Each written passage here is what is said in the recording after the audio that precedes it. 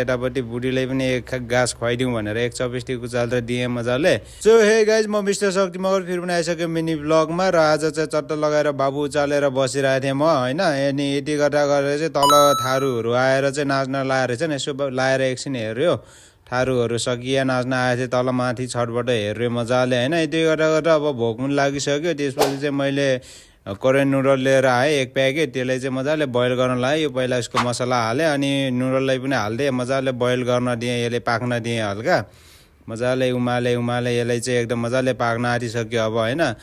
अनि यति उमलिसकेपछि यसले चाहिँ मजाले खनाएर चाहिँ पानीहरू फालिदिइसकेपछि प्लेटमा हालेर अब चाहिँ म सुरु गर्न लागेँ होइन। चट्ट चपस्टिकले ड्याम हान्न लाग्यो। अब एकदम मजा आउँछ, एकदम स्पाइसी भएको थियो। त्यति साह्रो सबै सस्तै हालेको थिएन, त्यही पनि खतरनाक पिरो भएको थियो होइन।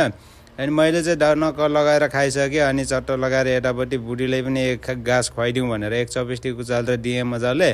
बुढीले पनि एकदमै मजा मानेर खाएँ। त्यसपछि चाहिँ चट्ट आजको नास्ता यही नै भयो है। सो भेटौँला नेक्स्ट भिडियोमा। आजलाई यति नै।